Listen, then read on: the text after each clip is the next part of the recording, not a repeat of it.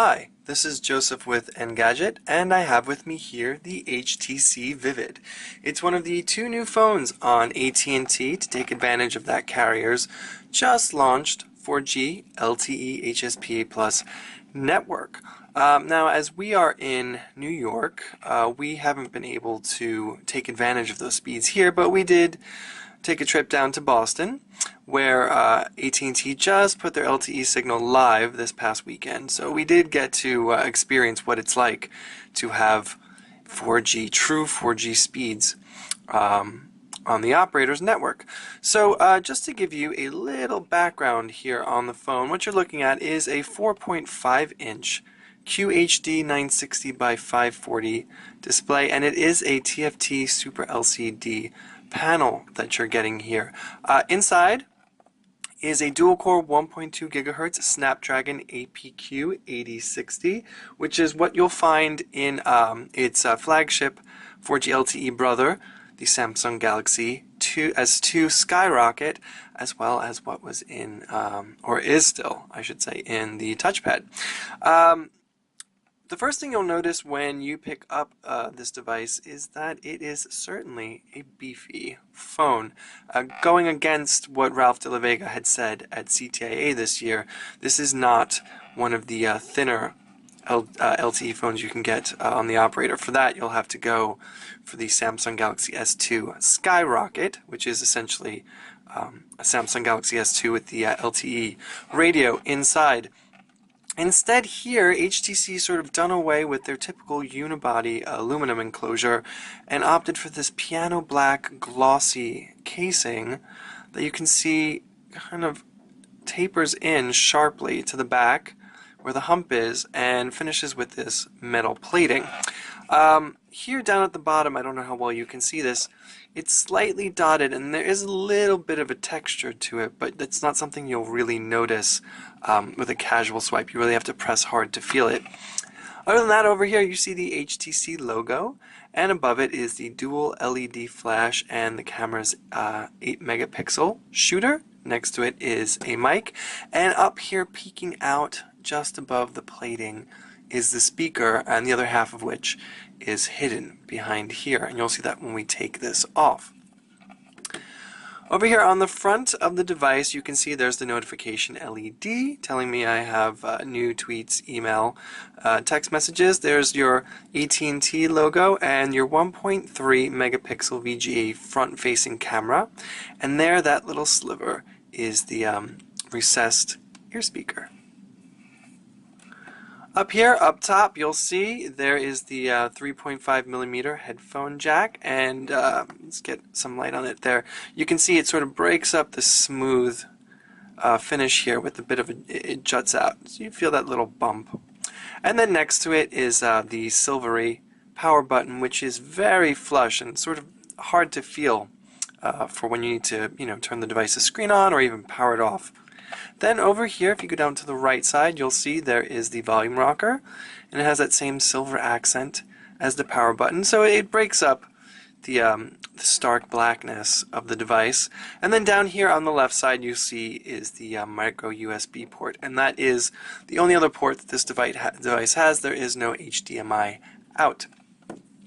Down here at the bottom, what we've come to know from HTC is the typical capacitive buttons for Android, and no, unlike the Droid Incredible 2, they're not rotating LEDs, so they won't shift when you turn it into landscape. Alright, so let's pop the back off so you can get a look of what's inside. So this is similar to how the original Droid's backing was, where you just slide this metal piece off, and boom, there you go, you're inside the phone. Here you have the battery. It's 1,620 milliampere hour.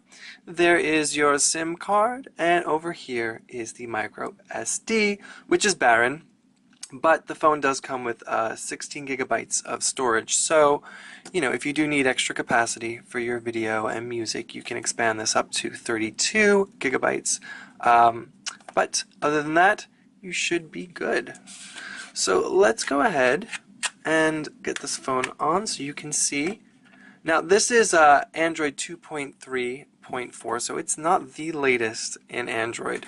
And it's running Sense 3.0, and again, not the latest for Sense either, which if you want Sense 3.5, you'll have to pick up the Rime or even the Resound, which HTC just released, also another LTE phone on Verizon. As you can see, here is the weather lock screen.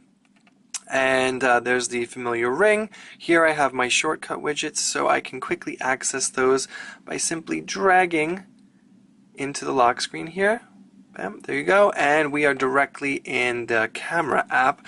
Not much has changed here. It's pretty much standard for Sense 3.0. You have up here your ability to toggle between video and camera, and then here you can switch around to make use of the front-facing camera if you want to be that vain, or you can go ahead and keep it on its rear mode. Then over here you control your flash. There you get some settings for different effects, panorama, HDR, distortion, vignette, there's dots, whatever. And here are some of the scene modes we're becoming very accustomed to seeing on HTC phones. It doesn't give you the full array that you would get with something like the Amaze 4G or even on the HTC Resound, but you have portrait, landscape, action, macro, backlight, and then beach, snow, candlelight, and low light. Of course, you can adjust the ISO, the white balance, and switch the resolution to your liking if you so choose. We have to say that in our time shooting with the camera, it really did display some excellent photos. The colors were absolutely astounding. A lot of that had to do with, as you can see there, some very nice Bloody Marys in the Back Bay of Boston. But colors were absolutely sharp, detailed, saturated. I mean, you can see from these images, it does a pretty good job of reproducing what your eye will see. The screen is nowhere on par with what you'd get with a Super AMOLED display, but I actually prefer that to we normally find. So here you go, we're on the home screen. You can see I customize, I get rid of the clutter. There's not that much bloatware that comes on this device. There is. Don't get your hopes up. You will find plenty to be dissatisfied with, but it's not the typical overwhelming amount. As you can see, AT&T's thrown some of their own stuff on here. You have AT&T Code Scanner, Family Map, Navigator, the Uverse Live TV app, your My AT&T, and let's see, what have they given us anything else there? Well, that's about it on the AT&T front. Oh, they've also installed Yellow Pages Mobile. Then, of course, you have HTC's own widgets for Sense. And then on top of that, you have third-party apps like Amazon Kindle. Mog comes on here for music. What else? Facebook, Twitter. So, and Need for Speed Shift. So, Polaris Office, by the way. So there's a bit, but it's not really going to make you go out of your mind hoping you can root this and clear it off. Other than that, let's give you a taste of browsing on the device here and see, oh, it's already on Engadget, so let's see if we can reload that. We've had a bit of a difficulty with loading full desktop versions of sites on the Vivid, and maybe you'll see that right now when we try and load it up. Same thing happened when we were in LTE areas as opposed to being HSPA+. Not sure what the case is here, but occasionally we've had to close out the browser and enter it again to get things to load.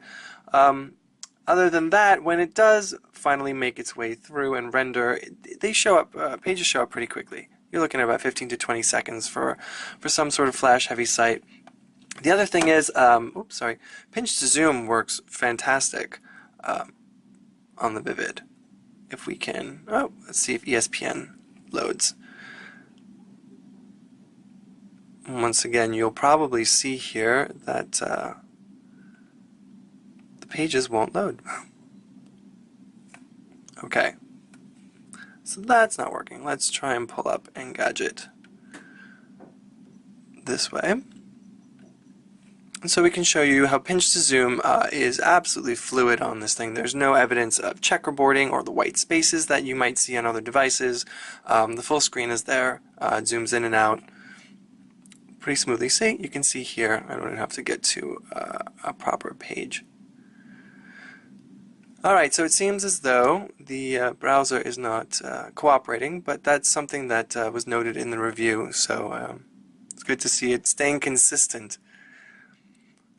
Other than that, you know, it's the typical sense. You have your home screens that, there you go, they carousel around. If you go fast. Of course, when you load up the phone, you know, it'll have the default skin with a bunch of apps loaded all over. I've cleared all of that off. I don't like the clutter. But here, we'll pinch it, and you can see you can navigate to whatever page you choose. And then down here is the personalize button, which will bring up, you know, your ability to switch the wallpaper. Here's the lock screen. We'll go into that. And you can see you can do the weather screen, you can make it a social lock screen, or you can have it cycle through your photo album, or just simply go with the clock.